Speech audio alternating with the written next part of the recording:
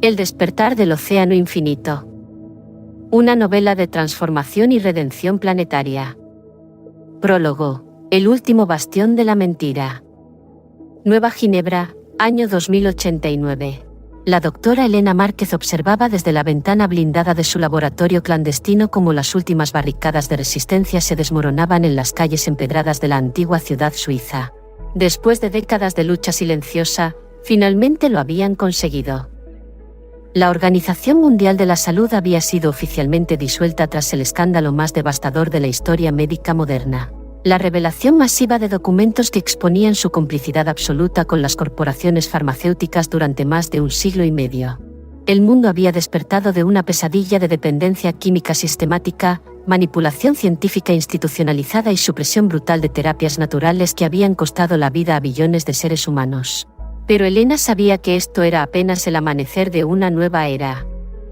En sus manos sostenía un vial de agua marina que brillaba con un resplandor dorado casi hipnótico. Había perfeccionado la extracción del hormus oceánico, la esencia metálica monoatómica que había dormido en las profundidades del mar desde el origen mismo de la vida en la Tierra. Por fin, murmuró mientras observaba las moléculas danzar en el líquido dorado, la revolución de la salud verdadera está a punto de comenzar. Las lágrimas que rodaban por sus mejillas no eran de tristeza, sino de una alegría tan profunda que parecía emerger desde las células mismas de su ser. Había dedicado 30 años de su vida a este momento, sobreviviendo persecuciones, amenazas de muerte, el exilio de su país natal y la pérdida de colegas asesinados por desafiar al sistema médico más corrupto de la historia humana. Ahora, mientras las multitudes celebraban en las calles y los últimos edificios de la OMS eran ocupados por activistas de la salud libre, Elena sabía que tenían en sus manos no solo la cura para las enfermedades que habían plagado a la humanidad, sino las llaves evolutivas hacia una nueva especie humana. Capítulo 1. El médico que se atrevió a dudar. Palma de Mallorca, año 2087. El doctor Marcus Viento cerró por última vez la puerta de su consulta en el exclusivo barrio de Son Vida. Después de 25 años ejerciendo medicina convencional, administrando venenos disfrazados de medicina y viendo morir a pacientes que podrían haber sanado con terapias naturales, ya no podía continuar siendo cómplice de aquel genocidio silencioso.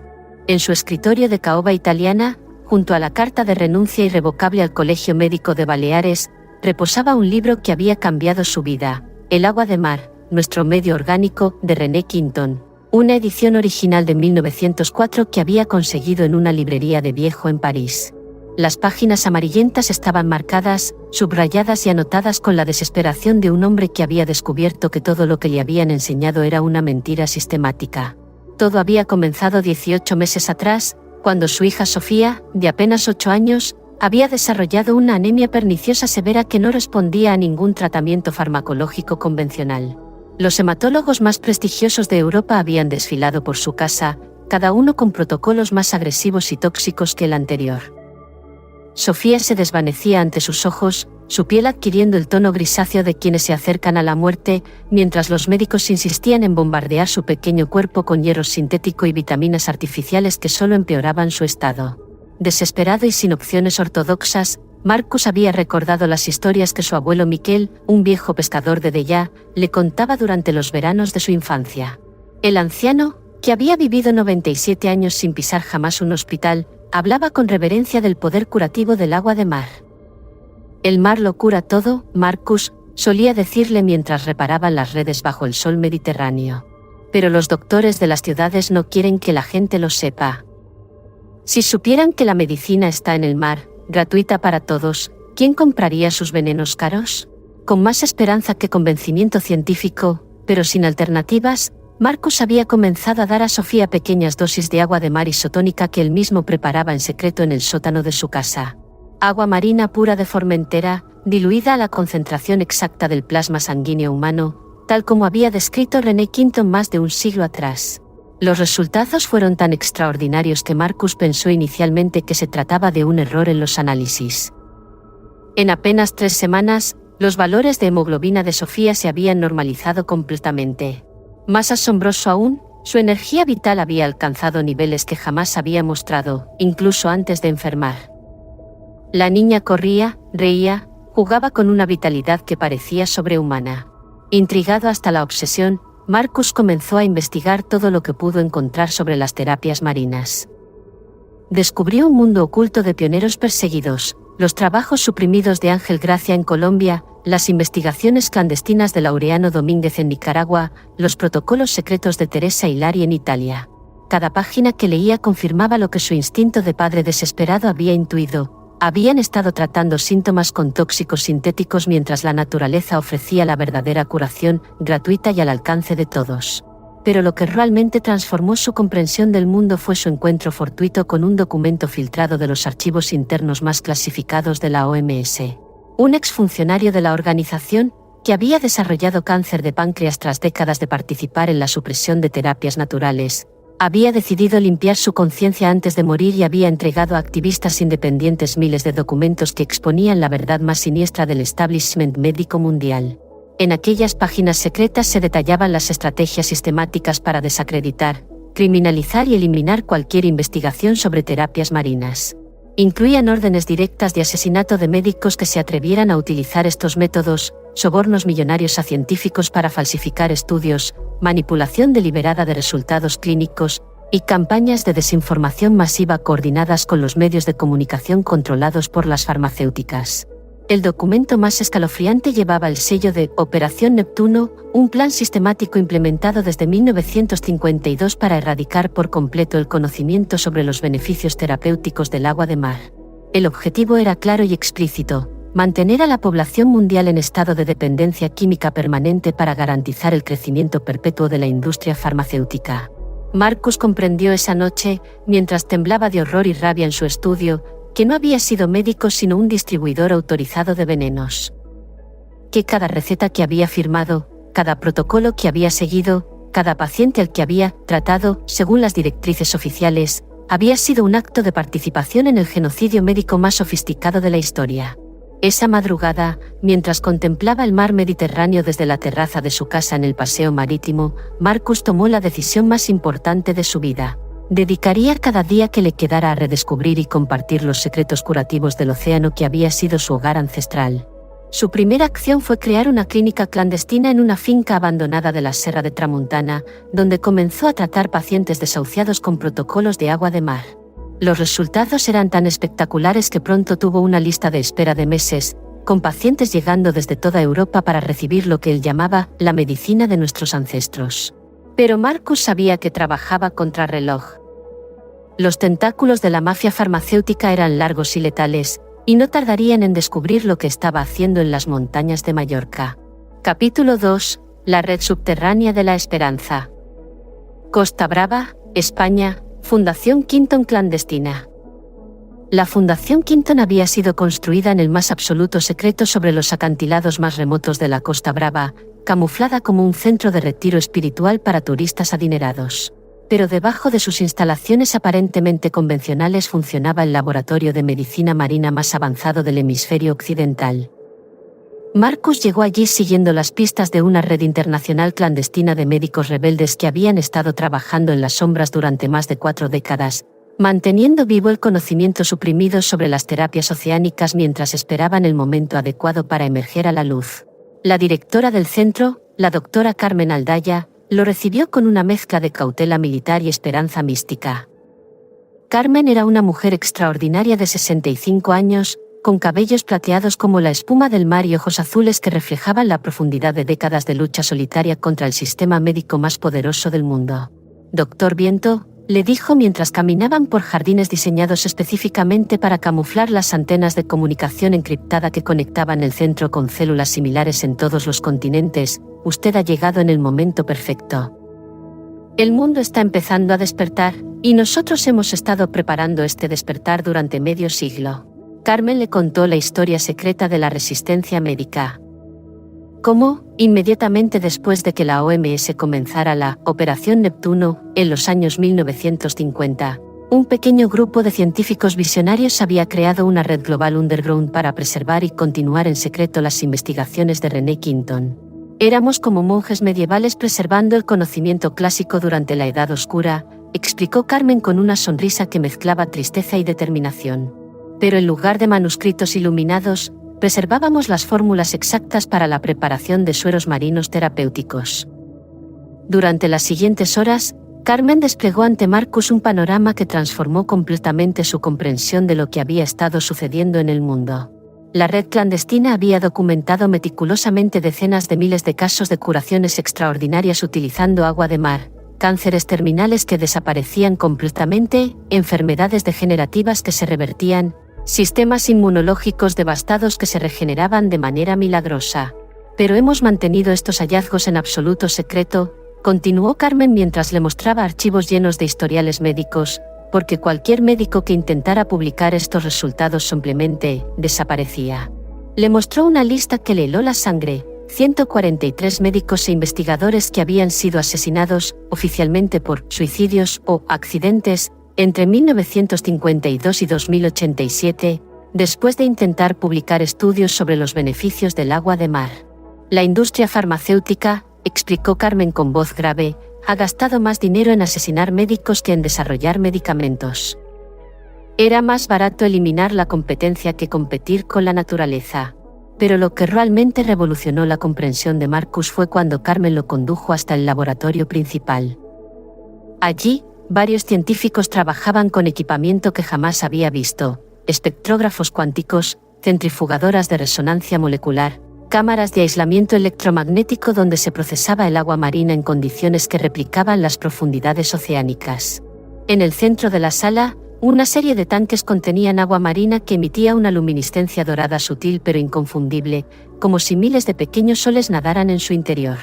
Dr. Marcus, anunció Carmen con la solemnidad de quien revela un secreto milenario, le presento el hormus marino, los metales preciosos en estado monoatómico que existen naturalmente en el agua de mar. Oro, platino, iridio, rodio, osmio, paladio, todos en una forma que nuestros cuerpos pueden no solo asimilar directamente, sino utilizar para activar secuencias genéticas que han permanecido dormidas durante milenios. Marcus observó fascinado mientras Carmen le explicaba cómo habían desarrollado métodos para concentrar y potenciar estos elementos.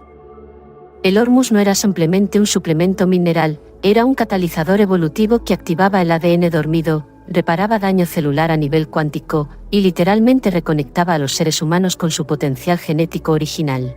Los antiguos alquimistas de Egipto y Mesopotamia buscaban desesperadamente la piedra filosofal, sonrió Carmen mientras le mostraba viales del líquido dorado, jamás se imaginaron que siempre estuvo en el mar, esperando pacientemente a que fuéramos lo suficientemente sabios para encontrarla y lo suficientemente valientes para utilizarla. Los primeros voluntarios que habían participado en los estudios secretos con hormus concentrado reportaban transformaciones que desafiaban todo lo que Marcus creía posible. No solo mejorías físicas extraordinarias, sino expansiones dramáticas en sus capacidades cognitivas, emocionales e intuitivas. Era como si la humanidad estuviera recordando habilidades que había perdido hace decenas de miles de años. Marcus, le dijo Carmen mientras observaban juntos una nueva muestra que brillaba con intensidad casi sobrenatural, no estamos simplemente curando enfermedades.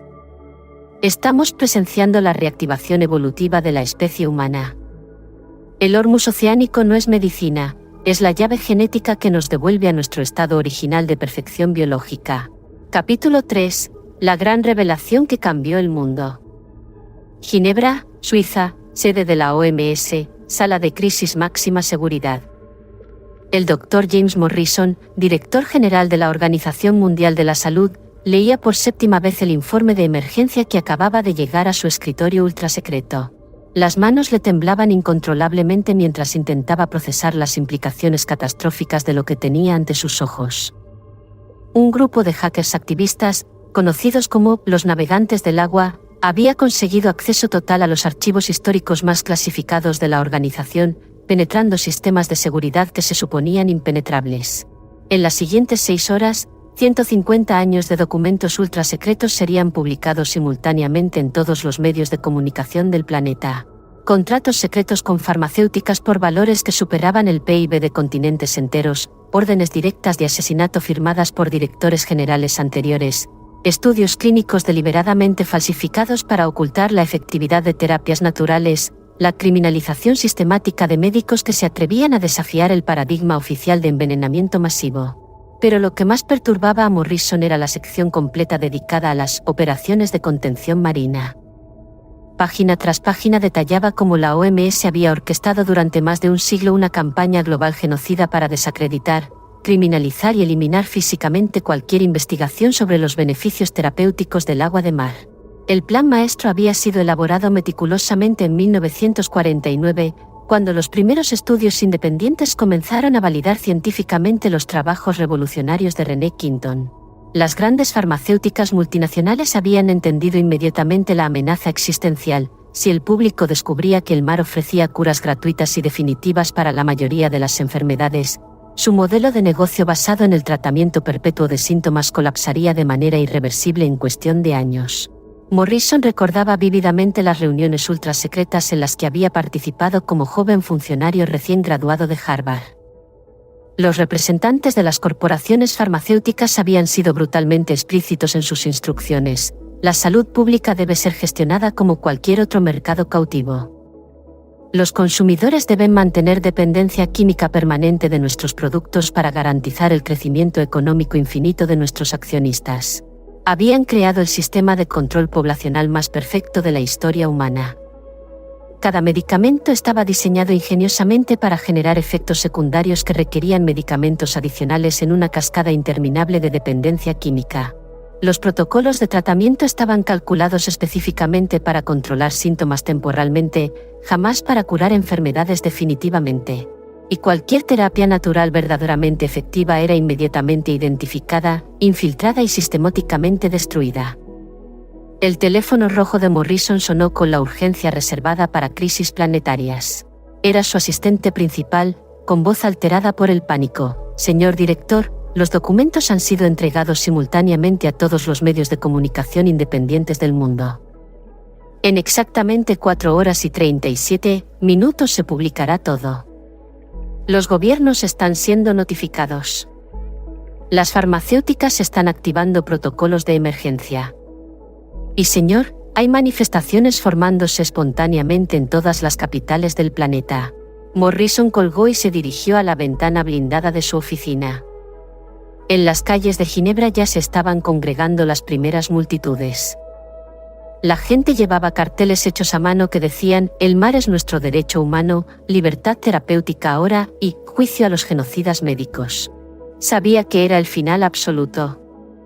No solo de su carrera, sino de todo el sistema de control sanitario que había mantenido artificialmente enferma a la humanidad durante más de un siglo, generando ganancias obscenas para una élite microscópica mientras billones de seres humanos morían innecesariamente de enfermedades que podrían haberse curado con agua de mar gratuita. En su escritorio, Morrison tenía preparado desde hacía años un protocolo de emergencia para este escenario exacto. Una pastilla de cianuro de acción rápida, documentos de identidad falsos, y una cuenta bancaria en las Islas Caimán con suficiente dinero para desaparecer para siempre. Pero mientras observaba las multitudes crecientes en las calles, algo cambió en su interior. Por primera vez en 30 años, James Morrison recordó por qué había estudiado medicina originalmente: para sanar, no para matar. Para liberar el sufrimiento humano, no para perpetuarlo infinitamente. Tomó una decisión que sorprendió incluso a él mismo. En lugar de huir como un cobarde, enfrentaría las consecuencias de décadas de crímenes contra la humanidad. Y antes de que lo arrestaran, utilizaría las siguientes horas para revelar todo lo que sabía sobre la estructura completa del genocidio médico mundial. Morrison se dirigió al centro de comunicaciones de la OMS y ordenó una transmisión global de emergencia.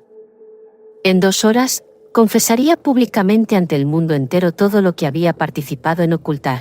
El sistema de control más poderoso de la historia humana estaba a punto de colapsar completamente. Capítulo 4. El despertar masivo de la humanidad. Altea, 6 meses después del colapso de la OMS. El casco histórico de Altea se había transformado más allá de todo reconocimiento. Donde antes había farmacias en cada esquina dispensando venenos legalizados, ahora florecían centros de terapia marina con piscinas de agua oceánica donde las personas se sumergían para regenerar sus sistemas celulares. Los antiguos hospitales habían integrado protocolos de agua de mar en todos sus tratamientos estándar, y los resultados eran tan espectaculares que médicos de todo el mundo viajaban a la Marina Baja para aprender las nuevas metodologías.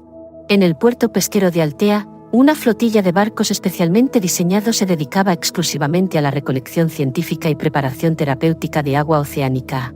Cada embarcación estaba equipada con laboratorios de última generación donde se procesaba el agua marina según los protocolos exactos desarrollados por René Quinton más de un siglo atrás, pero potenciados con las tecnologías de concentración de Hormuz descubiertas por la red clandestina de médicos rebeldes.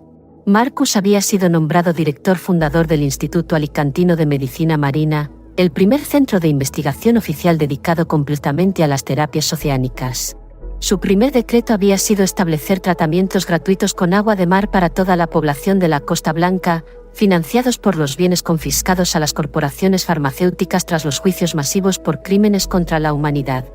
Los resultados habían superado incluso las expectativas más optimistas. En apenas 6 meses, las consultas por enfermedades crónicas habían disminuido en un 83%.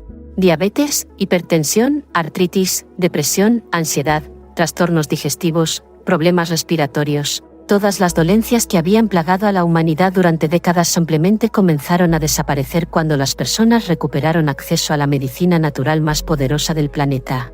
Pero la verdadera revolución había comenzado cuando los científicos de la Fundación Quinton habían decidido hacer públicas sus investigaciones sobre el Hormuz marino. La noticia de que el agua de mar contenía metales preciosos en forma monoatómica, capaces de activar capacidades genéticas latentes en el ADN humano, había sacudido al mundo con la fuerza de un tsunami intelectual. Los primeros grupos de voluntarios que habían participado en los estudios oficiales con Hormuz concentrado reportaban transformaciones que redefinían completamente los límites conocidos del potencial humano. No solo mejorías físicas extraordinarias como la regeneración de órganos dañados y la reversión completa del envejecimiento celular, sino también expansiones dramáticas en sus capacidades cognitivas, emocionales, intuitivas e incluso lo que anteriormente se habría clasificado como paranormal. Elena Márquez había llegado a Altea desde su laboratorio clandestino en Suiza para colaborar directamente con Marcus en el desarrollo de protocolos de nueva generación. Juntos habían establecido el primer centro de investigación del mundo dedicado exclusivamente a mapear y potenciar los efectos evolutivos del Hormuz oceánico, ubicado en una antigua villa mediterránea con vistas privilegiadas a la bahía. Marcus, le dijo Elena una tarde mientras observaban una muestra particularmente potente que brillaba con una intensidad dorada casi cegadora, no exagero cuando digo que estamos presenciando el inicio de la siguiente fase evolutiva de la humanidad. El Hormuz no es simplemente un suplemento nutricional, es una llave maestra que está desbloqueando secuencias genéticas que contienen el código completo para la perfección biológica humana. Los estudios clínicos se multiplicaban exponencialmente día a día. Pacientes con cánceres terminales experimentaban remisiones completas en cuestión de semanas. Personas con enfermedades degenerativas como Alzheimer y Parkinson recuperaban funciones neurológicas que habían perdido décadas atrás. Los niños que crecían consumiendo agua marina enriquecida con Hormuz desde el nacimiento mostraban niveles de inteligencia, creatividad, salud física y desarrollo emocional que superaban cualquier parámetro conocido en la historia de la pediatría. Pero lo más extraordinario era lo que estaba sucediendo a nivel de conciencia colectiva.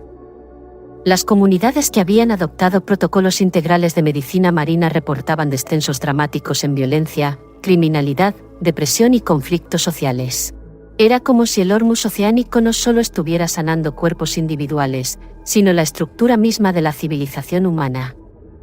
Sofía, la hija de Marcus, ahora de 10 años y convertida en un caso de estudio viviente de los efectos del Hormuz en el desarrollo infantil, había desarrollado habilidades que desafiaban la comprensión científica convencional. Podía diagnosticar intuitivamente enfermedades en otras personas simplemente estando cerca de ellas, comunicarse telepáticamente con animales marinos, y mostrar una comprensión profunda de conceptos científicos complejos sin haberlos estudiado formalmente. «Papá», le dijo a Marcus una noche mientras contemplaban juntos el Mediterráneo desde la terraza del instituto, con las luces del pueblo reflejándose en las aguas cristalinas de la Costa Blanca, «el agua del mar me dice cosas. Me dice que todos los humanos solían ser así, hace mucho tiempo. Y que ahora estamos recordando quiénes somos realmente». Marcus abrazó a su hija, sabiendo que ella representaba el futuro de la humanidad, una generación que crecería sin las limitaciones artificiales que habían sido impuestas por décadas de envenenamiento sistemático, reconectada con las capacidades naturales que eran su derecho evolutivo de nacimiento. Capítulo 5. La resistencia desesperada del imperio del veneno. Nueva York, Estados Unidos, Torre Mega Pharma Corporation. En el piso 85 de la torre más imponente de Manhattan, los últimos varones de la industria farmacéutica se reunían en sesiones de crisis permanentes, rodeados de equipos legales, mercenarios corporativos y especialistas en guerra psicológica. El imperio que habían construido sobre el sufrimiento de billones de seres humanos se desmoronaba a una velocidad que desafiaba todos sus modelos de contención de daños. Jonathan Blackwater, CEO de Mega Pharma Corporation y heredero de una dinastía familiar que había controlado la medicina mundial durante 4 generaciones, golpeaba la mesa de cristal blindado con el puño mientras revisaba reportes que parecían escritos en un universo paralelo. Las ventas habían colapsado más allá de cualquier pesadilla financiera imaginable. Medicamentos que habían generado ganancias de trillones de dólares durante décadas ahora eran rechazados por poblaciones enteras que habían descubierto alternativas naturales gratuitas infinitamente más efectivas. Insulina sintética, antidepresivos, quimioterapias, vacunas, antibióticos, toda la gama de productos diseñados para mantener enferma a la humanidad se había convertido en inventario invendible. Esto no puede continuar, rugía Blackwater ante sus colaboradores más cercanos, todos ellos herederos multimillonarios de fortunas construidas sobre genocidio médico institucionalizado. Hemos invertido demasiado en construir este sistema de control como para permitir que un grupo de idealistas románticos lo destruya con agua de mar gratuita. Habían desplegado todas sus armas de destrucción masiva informativa. Campañas de desinformación coordinadas a través de redes sociales controladas por algoritmos de inteligencia artificial, financiamiento masivo de estudios científicos deliberadamente falsificados que supuestamente demostraban los peligros mortales del consumo de agua de mar, sobornos a políticos residuales para que implementaran regulaciones de emergencia que criminalizaran las terapias marinas.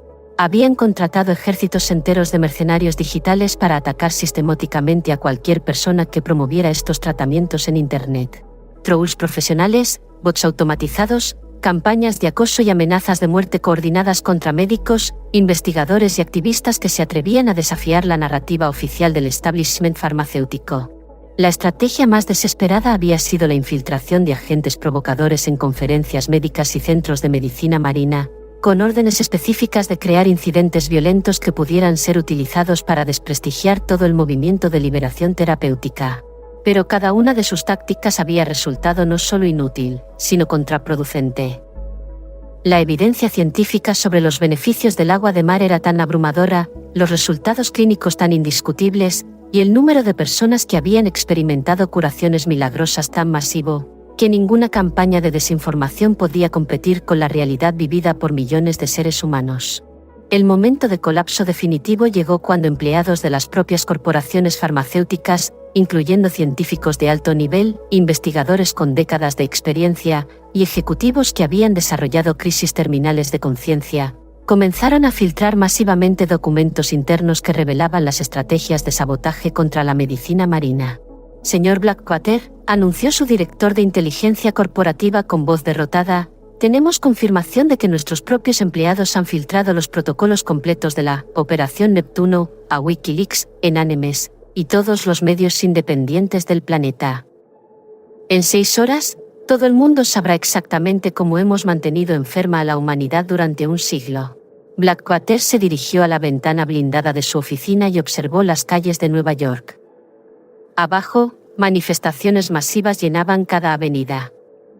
La gente llevaba pancartas que decían, juicio popular a los genocidas, el mar nos liberó de sus mentiras, y agua de vida, no venenos de muerte. Sabía que era el final de su linaje familiar de 4 generaciones dedicadas al control médico de la población mundial. Pero más que la pérdida de poder y riqueza, lo que más lo aterrorizaba era la perspectiva de enfrentar juicios por crímenes contra la humanidad ante tribunales populares que habían visto morir a sus seres queridos por enfermedades que podrían haberse curado con agua de mar gratuita. Los juicios masivos comenzaron inmediatamente en todos los continentes. No solo contra las corporaciones farmacéuticas, sino también contra funcionarios corruptos de organismos sanitarios, políticos que habían legislado a favor del envenenamiento poblacional, científicos que habían vendido su integridad académica por dinero ensangrentado, y médicos que habían participado conscientemente en el genocidio más sofisticado y repugnante de la historia humana. Los llamaron los nuevos juicios de Nuremberg. Capítulo 6. El nuevo orden oceánico. Formentera, Islas Baleares, año 2090. El Instituto Mediterráneo de Medicina Oceánica se alzaba como una estructura cristalina sobre los acantilados más puros de Formentera, donde las aguas transparentes del mar Balear alcanzaban su máxima concentración de minerales y elementos monoatómicos. La decisión de Marcus de establecer el Centro Mundial de Investigación del Hormuz en esta pequeña isla había sido más que estratégica, había sido profética. Formentera poseía condiciones únicas que la convertían en el lugar perfecto para la extracción y concentración del hormuz marino. Sus aguas, protegidas de la contaminación industrial durante décadas por estrictas regulaciones ambientales, mantenían una pureza mineral que no existía en ningún otro lugar del Mediterráneo. Pero más importante aún, las corrientes submarinas que confluían alrededor de la isla creaban vórtices naturales que concentraban espontáneamente los metales monoatómicos en formaciones que brillaban como constelaciones doradas en el fondo marino. «Doctor Viento», anunció la doctora Elena Márquez mientras observaban las primeras luces del amanecer reflejarse en las piscinas de concentración oceánica, «los resultados de ayer superaron todas nuestras proyecciones. El hormuz que estamos extrayendo de las aguas de Formentera tiene una potencia terapéutica que duplica todo lo que habíamos conseguido anteriormente». Marcus contempló los tanques donde miles de litros de agua marina giraban lentamente bajo campos electromagnéticos precisamente calibrados. El proceso de extracción del hormuz había evolucionado hasta convertirse en una ciencia exacta que combinaba tecnología cuántica de vanguardia con principios alquímicos milenarios. El resultado era un líquido dorado que pulsaba con vida propia, como si contuviera la esencia concentrada del océano infinito. En los últimos 3 años desde el colapso de la OMS, el instituto había tratado exitosamente a más de 200.000 pacientes que llegaban desde todos los continentes. Los protocolos desarrollados en Formentera se habían convertido en el estándar dorado mundial para la medicina oceánica, copiados y adaptados en centros similares que florecían desde las costas de California hasta las playas de Australia. Pero la verdadera revolución había comenzado cuando descubrieron que el hormuz no solo curaba enfermedades, sino que activaba capacidades genéticas latentes que habían permanecido dormidas en el ADN humano durante milenios. Los pacientes que completaban tratamientos intensivos con hormuz concentrado reportaban transformaciones que desafiaban todo lo que la ciencia médica había considerado posible. «Elena», murmuró Marcus mientras observaba una nueva muestra que brillaba con una intensidad casi sobrenatural, «creo que estamos redescubriendo lo que nuestros ancestros sabían instintivamente. El mar no es solo nuestro origen evolutivo, es nuestro destino». Sofía, ahora de 12 años, había crecido hasta convertirse en el primer ser humano documentado que había desarrollado sus capacidades neurológicas completas bajo la influencia constante del hormuz oceánico. Sus habilidades ya no se limitaban a la comunicación intuitiva con animales marinos, podía percibir campos electromagnéticos, procesar información a velocidades que desafiaban la medición, y mostrar una comprensión intuitiva de principios científicos complejos que investigadores con décadas de experiencia apenas comenzaban a comprender. «Papá», le dijo a Marcus esa mañana mientras caminaban por la playa donde había jugado desde niña, «el océano me está mostrando imágenes de cómo éramos antes. Los humanos podíamos vivir cientos de años, teníamos conexiones telepáticas naturales, y nuestros cuerpos se autorreparaban constantemente. Todo eso está volviendo a despertar». Los estudios longitudinales confirmaban las observaciones de Sofía. Los niños que crecían en Formentera, consumiendo agua marina enriquecida con hormuz desde el nacimiento, mostraban patrones de desarrollo que sugerían la emergencia de una nueva subespecie humana. Su longevidad proyectada superaba los 200 años, su resistencia a enfermedades era prácticamente absoluta, y sus capacidades cognitivas y emocionales alcanzaban niveles que redefinían completamente los límites del potencial humano. Capítulo 7. La expansión oceánica mundial. Azores, Portugal, año 2091. El archipiélago de las Azores se había convertido en el segundo centro mundial de medicina oceánica, especializado en el tratamiento de trastornos neurológicos y enfermedades degenerativas. Las aguas volcánicas que rodeaban estas islas atlánticas contenían concentraciones únicas de minerales que potenciaban específicamente la regeneración del sistema nervioso. La doctora Isabella Corte Real, una neuróloga portuguesa que había abandonado su carrera convencional después de presenciar las primeras curaciones milagrosas con agua de mar, dirigía el Centro Atlántico de Regeneración Neural. Sus protocolos combinaban inmersiones en piscinas termales de agua oceánica con consumo oral de hormuz específicamente enriquecido con minerales volcánicos. Los resultados desafían todo lo que creíamos saber sobre la plasticidad neuronal, explicaba Isabella a una delegación de científicos llegados desde Japón para estudiar sus metodologías. Hemos documentado la regeneración completa de tejido cerebral en pacientes con Alzheimer avanzado, la reversión total de daños por derrames cerebrales, y la recuperación de funciones motoras en casos de parálisis considerados irreversibles. El caso más extraordinario era el de Antonio Silva, un pescador de 65 años que había sufrido un accidente que le había causado daño cerebral severo, dejándolo en estado vegetativo durante 2 años. Su familia, desesperada después de que todos los tratamientos convencionales fallaran, lo había traído al centro como último recurso. Después de 6 meses de inmersión diaria en las piscinas oceánicas y administración intravenosa de Ormus concentrado, Antonio había comenzado a mostrar signos de conciencia. A los 12 meses, había recuperado completamente sus funciones motoras y cognitivas. Pero más asombroso aún, había desarrollado habilidades que nunca había tenido antes del accidente. Podía predecir cambios climáticos con precisión absoluta, comunicarse telepáticamente con delfines, y mostrar una comprensión intuitiva de principios oceanográficos complejos. No solo recuperé mi mente, explicaba Antonio durante una conferencia científica que se había convertido en un fenómeno mediático mundial, es como si hubiera despertado a una versión completamente nueva de lo que significa ser humano. El océano no me devolvió quién era, me mostró quién podía llegar a ser. Islas Canarias, España, año 2092. Las aguas africanas que bañaban el archipiélago canario habían demostrado propiedades únicas para el tratamiento de cánceres y enfermedades degenerativas. El Instituto Canario de Oncología Marina, establecido en La Palma, había revolucionado el tratamiento del cáncer con protocolos que combinaban agua oceánica con técnicas de concentración de Ormus que aprovechaban las corrientes atlánticas profundas.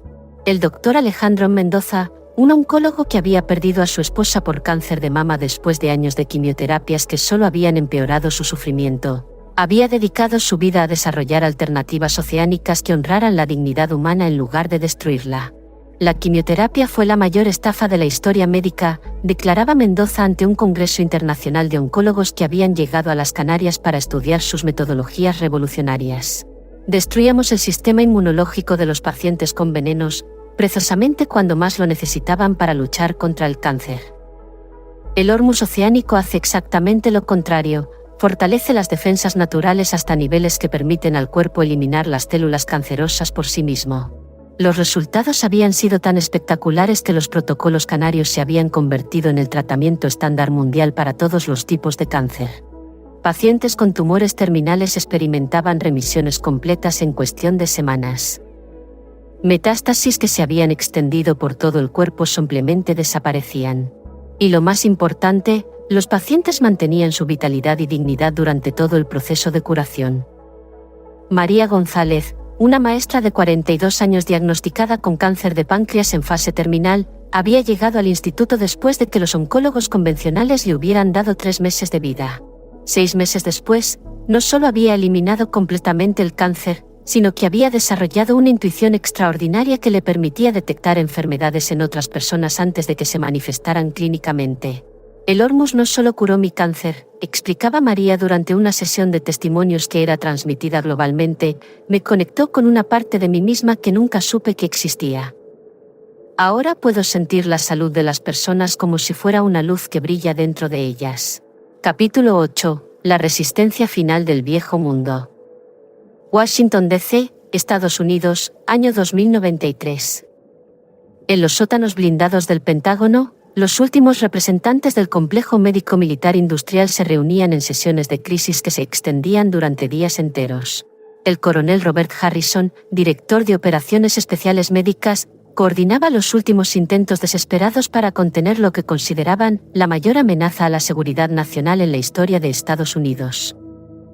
Señores, anunciaba Harrison ante una sala llena de generales, directores de agencias de inteligencia y representantes de las últimas corporaciones farmacéuticas que no habían sido disueltas por tribunales internacionales, estamos enfrentando una situación sin precedentes. La medicina oceánica está destruyendo sistemáticamente todos los pilares de control poblacional que hemos construido durante más de un siglo. Los informes de inteligencia pintaban un panorama que Harrison consideraba apocalíptico. Países enteros habían eliminado sus sistemas de salud convencionales y los habían reemplazado con centros de medicina marina. Las tasas de natalidad se habían disparado cuando las parejas descubrieron que el Hormuz oceánico eliminaba la infertilidad y las complicaciones del embarazo. La longevidad promedio había aumentado dramáticamente, creando poblaciones más numerosas, más saludables y más difíciles de controlar.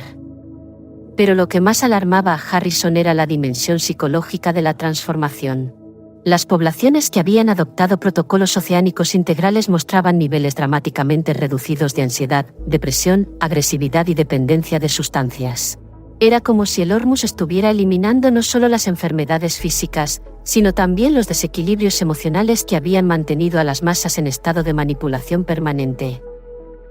Necesitamos una respuesta coordinada antes de que esto se extienda completamente, continuaba Harrison mientras proyectaba mapas que mostraban la expansión imparable de la medicina oceánica. Si permitimos que estas terapias alcancen masa crítica en territorio estadounidense, perderemos para siempre la capacidad de mantener el orden social tal como lo conocemos. Habían desarrollado múltiples estrategias de sabotaje.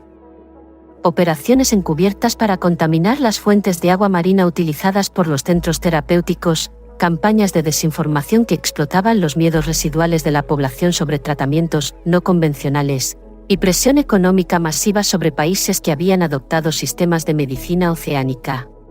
La operación más ambiciosa era el Proyecto Medusa, un plan para infiltrar agentes entrenados como pacientes en los principales centros de medicina marina, con órdenes de sabotear los equipos de concentración de Hormuz y crear incidentes que pudieran ser utilizados para desprestigiar todo el movimiento. Pero cada una de sus tácticas había encontrado resistencia inesperada. Los trabajadores de los centros oceánicos habían desarrollado una intuición extraordinaria que les permitía identificar infiltrados antes de que pudieran causar daño. Las comunidades que habían experimentado los beneficios de la medicina marina se habían vuelto inmunes a las campañas de desinformación. Y los países que habían adoptado sistemas oceánicos experimentaban prosperidad económica y estabilidad social que los hacía resistentes a presiones externas. El momento de colapso final del Proyecto Medusa llegó cuando varios de los propios agentes asignados a las operaciones de sabotaje experimentaron transformaciones personales después de exponerse inadvertidamente al Hormuz durante sus misiones de infiltración. En lugar de sabotear los centros, comenzaron a protegerlos y a filtrar información sobre las operaciones encubiertas a los medios independientes.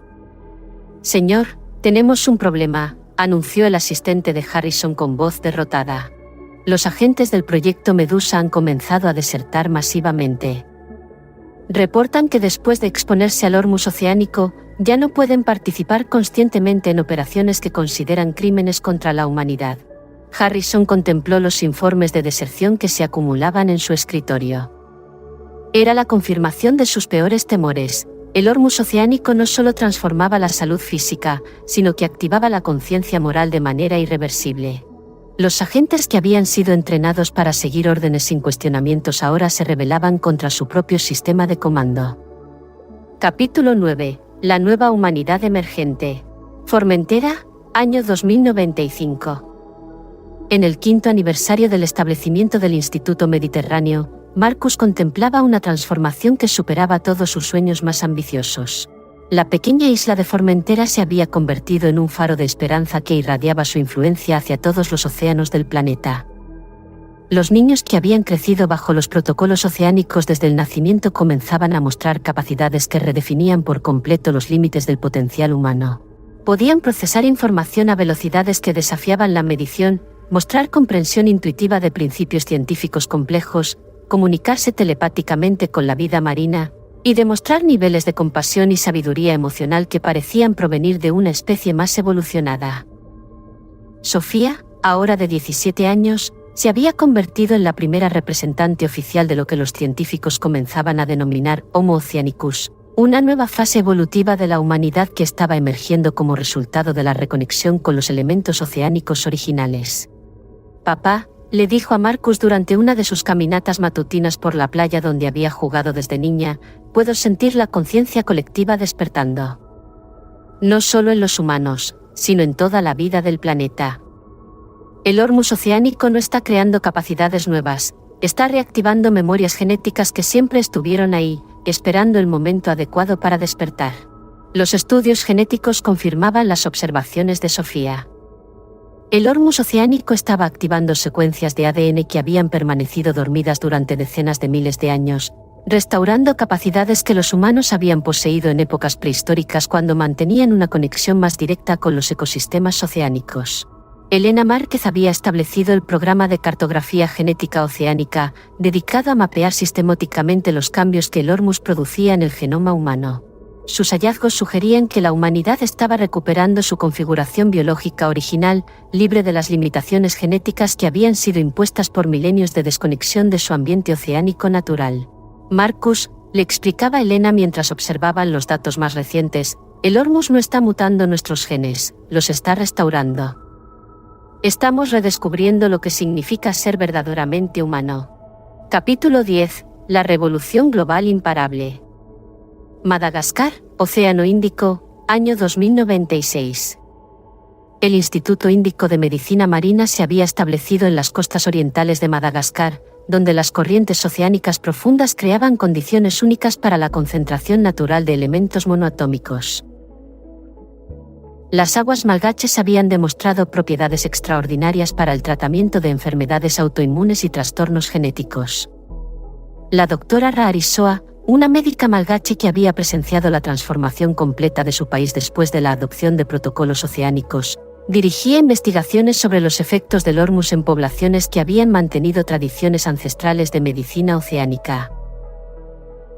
Nuestros ancestros siempre supieron que el océano era medicina, explicaba Raarisoa durante una conferencia internacional transmitida desde Antananarivo. Lo que llamamos descubrimiento del Hormus oceánico es en realidad el redescubrimiento de sabiduría que nunca se perdió completamente en las culturas tradicionales. Madagascar había experimentado la transformación social más dramática documentada hasta la fecha. En apenas 3 años desde la implementación de sistemas oceánicos integrales, la esperanza de vida había aumentado de 58 a 95 años, la mortalidad infantil había prácticamente desaparecido, y enfermedades endémicas como la malaria y la tuberculosis habían sido eliminadas completamente. Pero los cambios más profundos habían ocurrido a nivel de conciencia colectiva.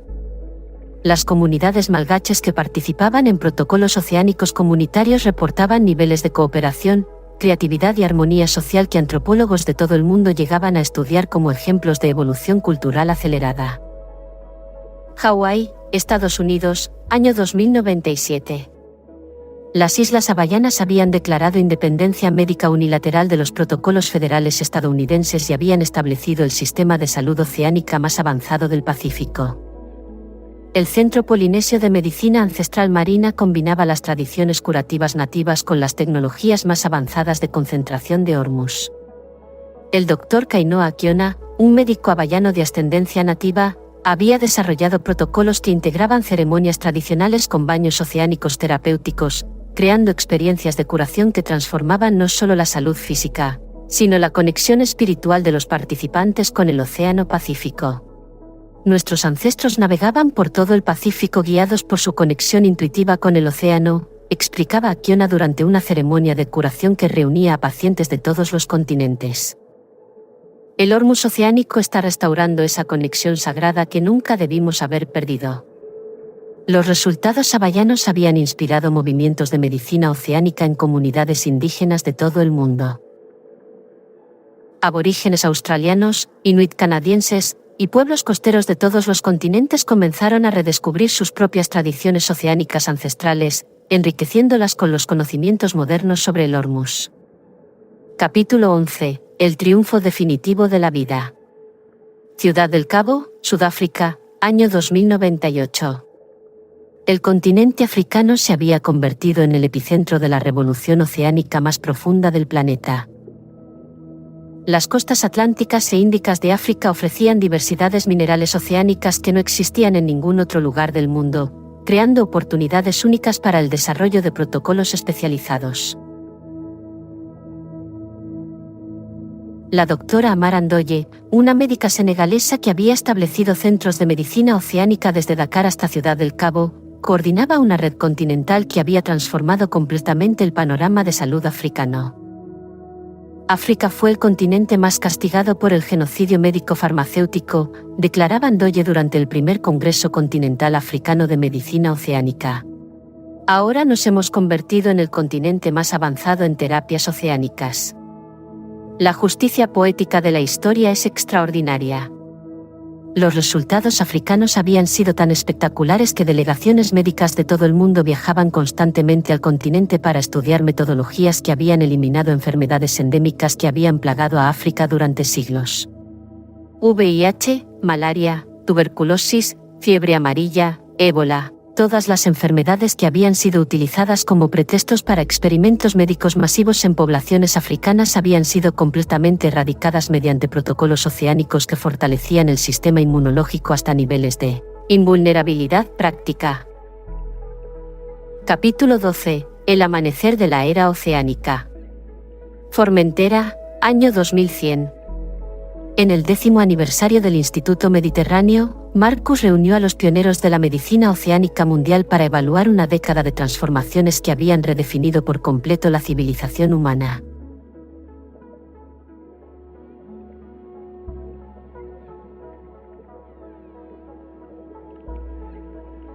Elena Márquez había documentado la activación de más de 400 secuencias genéticas previamente dormidas en poblaciones que habían adoptado protocolos oceánicos integrales.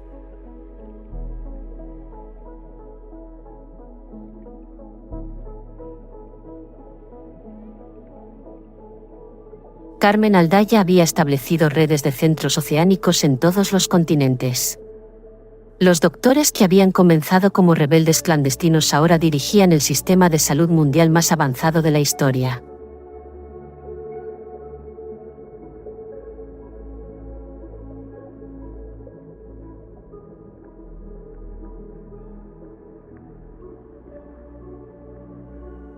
Hemos presenciado el renacimiento de la humanidad, resumía Marcus ante la Asamblea Mundial de Médicos Oceánicos. No solo hemos curado enfermedades, hemos curado la desconexión fundamental que había separado a nuestra especie de su origen oceánico.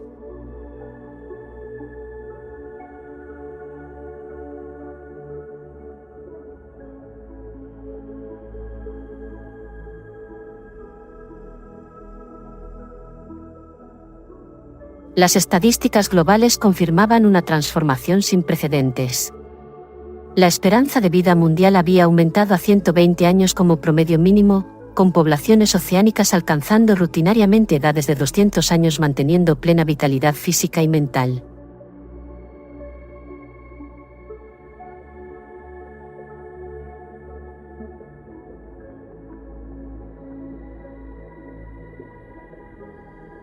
Las enfermedades degenerativas habían prácticamente desaparecido.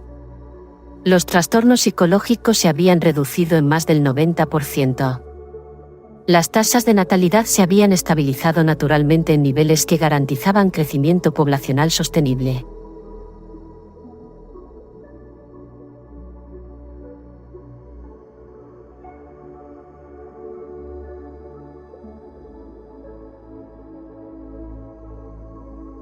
Pero los cambios más profundos habían ocurrido en la conciencia colectiva. Las sociedades oceánicas mostraban niveles de cooperación, creatividad, compasión y sabiduría que sugerían la emergencia de una nueva fase evolutiva de la civilización humana.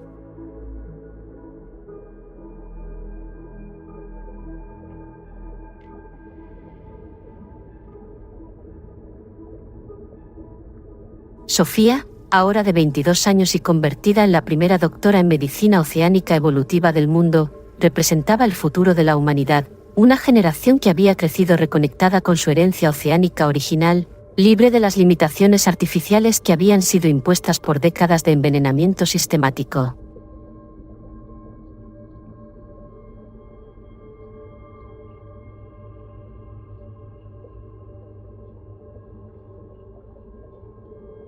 Capítulo 13. Las nuevas fronteras oceánicas. Antártida, año 2105. Los océanos polares habían revelado las concentraciones más puras de elementos monoatómicos del planeta. El Instituto Antártico de Medicina Oceánica Extrema, establecido en una estación de investigación flotante, Había desarrollado protocolos para aprovechar las propiedades únicas del agua polar que había permanecido inalterada durante milenios.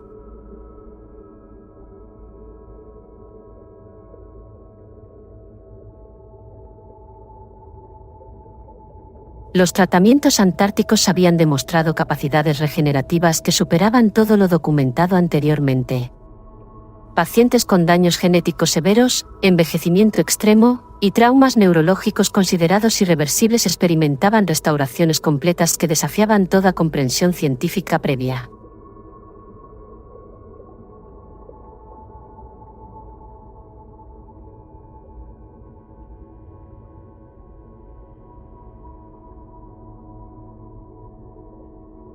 Mar de Bering, Pacífico Norte, año 2107. Las aguas árticas del estrecho de Bering habían demostrado propiedades extraordinarias para el tratamiento de trastornos relacionados con la longevidad extrema.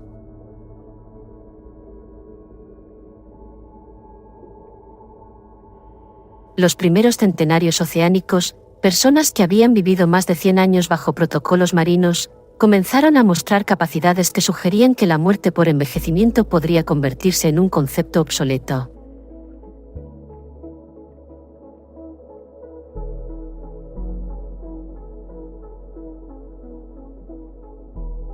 Océano Pacífico Profundo, año 2110.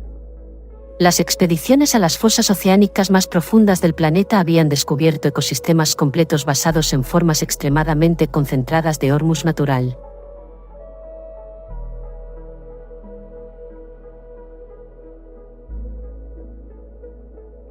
Las aguas de las trincheras marinas contenían concentraciones de elementos monoatómicos miles de veces superiores a las de superficie, ofreciendo posibilidades terapéuticas que apenas comenzaban a explorarse.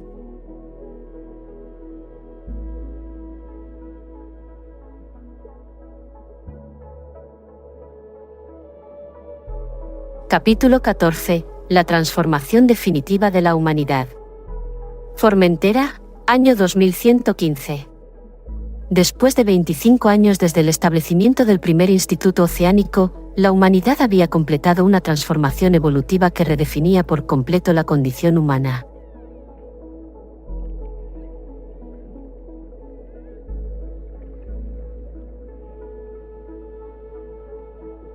Marcus, ahora de 80 años pero manteniendo la vitalidad física y mental de un hombre de 30, observaba una civilización que había trascendido todas las limitaciones que habían definido la experiencia humana durante milenios.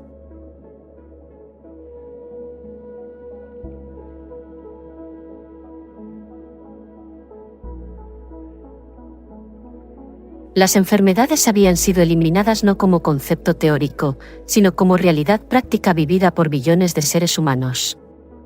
El envejecimiento se había convertido en un proceso controlable y irreversible.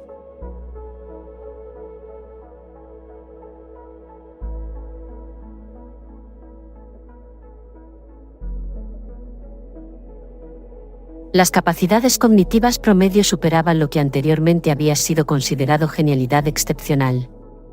La comunicación telepática había emergido como una habilidad normal en poblaciones oceánicas.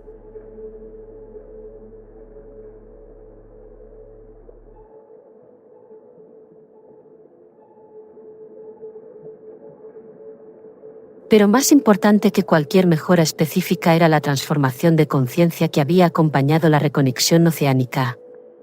La humanidad había desarrollado una perspectiva de unidad planetaria que hacía imposibles los conflictos destructivos que habían caracterizado la historia previa de la especie.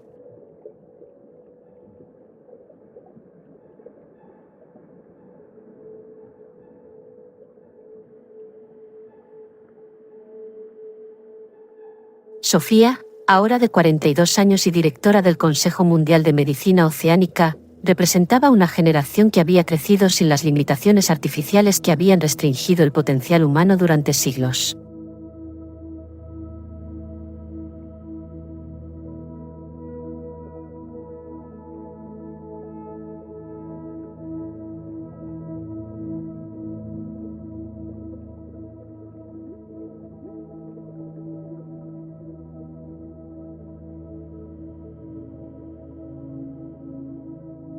Papá, Le dijo a Marcus durante una de sus caminatas vespertinas por la playa de Formentera, hemos completado el círculo.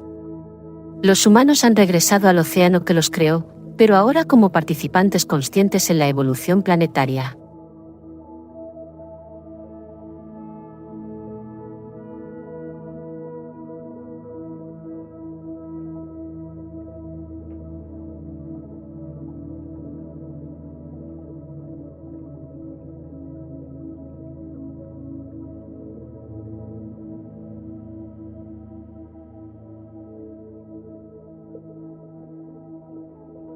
Capítulo 15. El legado de los pioneros. Formentera, año 2120. En el 30º aniversario del despertar oceánico, la humanidad honraba la memoria de los pioneros que habían hecho posible la transformación más extraordinaria de la historia de la especie.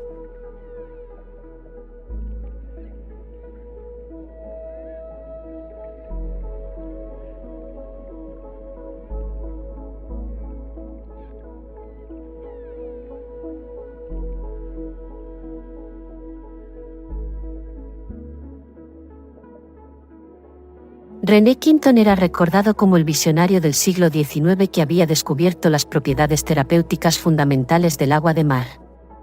Ángel Gracia, Laureano Domínguez, Teresa Hilary, y todos los investigadores que habían mantenido vivo el conocimiento oceánico durante las décadas de persecución sistemática eran honrados como héroes de la humanidad.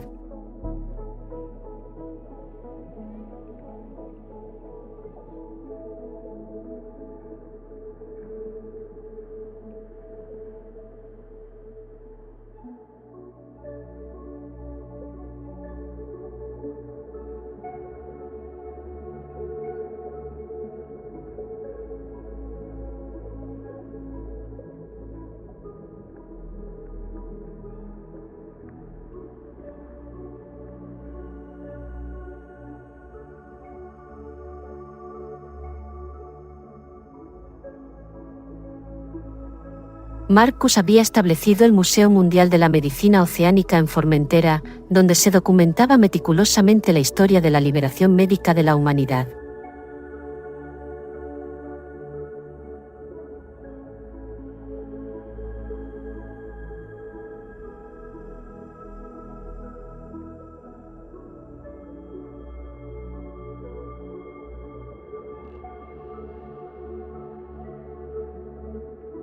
Las exhibiciones mostraban el contraste dramático entre el mundo de envenenamiento sistemático que había existido antes de 2089 y la civilización de salud integral que había emergido después del despertar oceánico.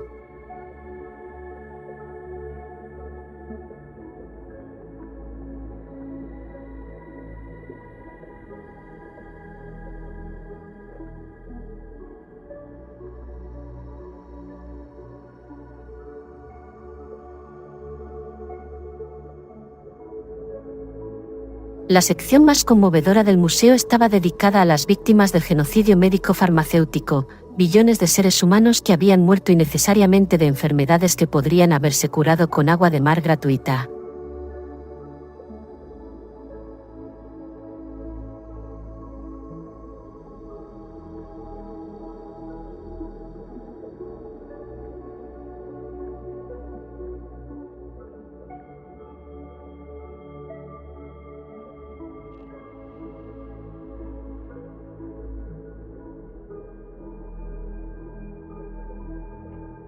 Sus nombres llenaban muros enteros, testimonio silencioso del costo humano del sistema de control médico más destructivo de la historia.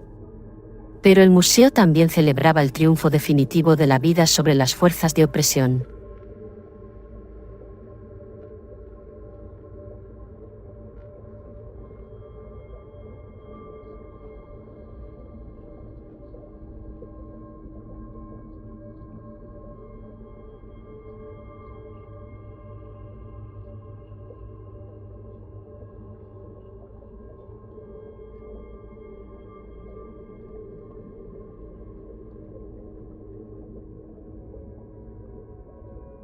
Los visitantes podían experimentar directamente los beneficios del Hormus oceánico en piscinas terapéuticas diseñadas según los protocolos originales desarrollados en Formentera.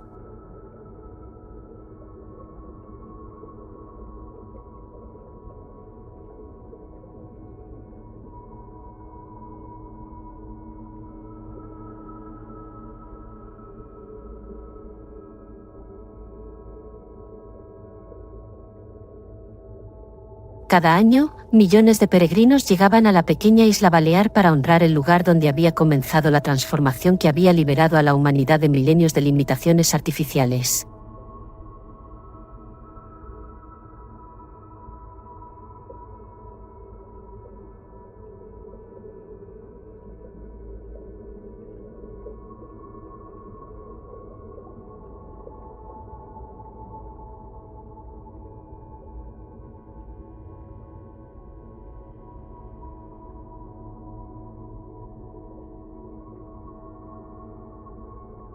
Epílogo: El océano infinito.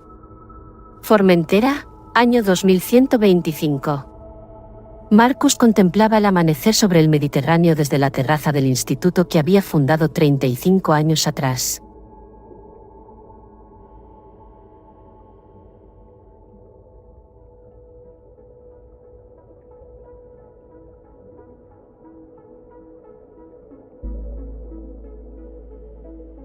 A los 90 años, mantenía la vitalidad de un joven, testimonio viviente del poder transformador del océano que había dedicado su vida a redescubrir.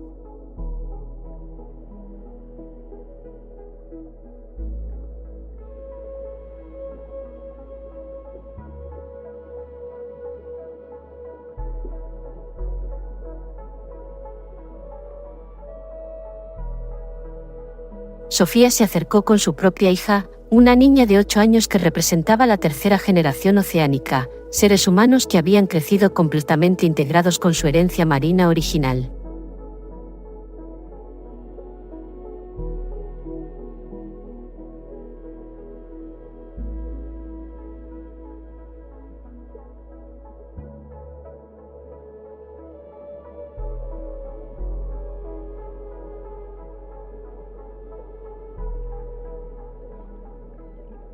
Abuelo Marcus, le dijo la niña con ojos que brillaban con la sabiduría ancestral del océano, el mar me cuenta historias de cómo los humanos solían estar enfermos y tristes. ¿Es verdad que antes no sabían que el océano podía curarlos?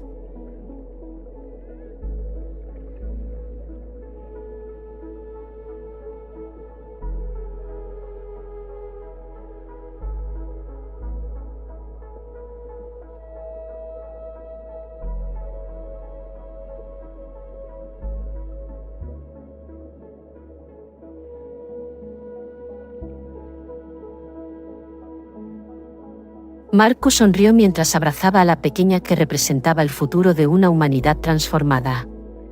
Sí, pequeña. Durante mucho tiempo, los humanos olvidaron que eran parte del océano. Pero ahora lo recordamos para siempre.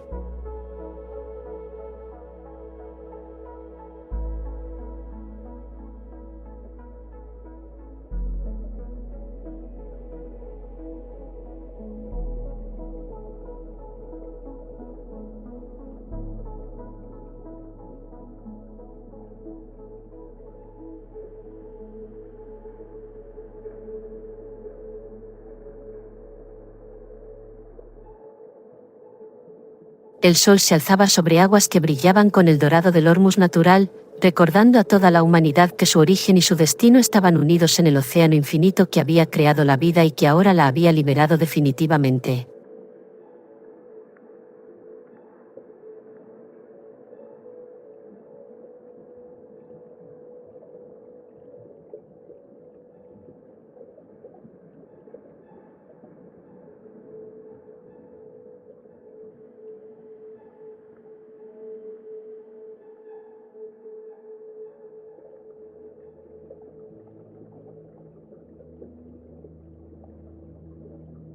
La historia de la medicina oceánica había terminado donde había comenzado, en la comprensión de que el mar y la humanidad eran una sola conciencia expresándose en formas infinitas, unidas para toda la eternidad en la danza eterna de la evolución planetaria.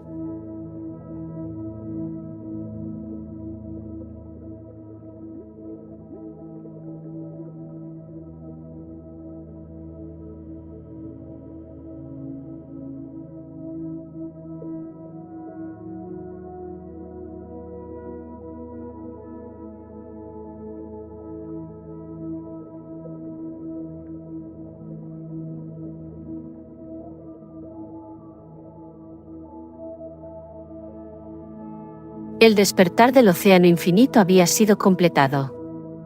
La humanidad había regresado a casa. Fin.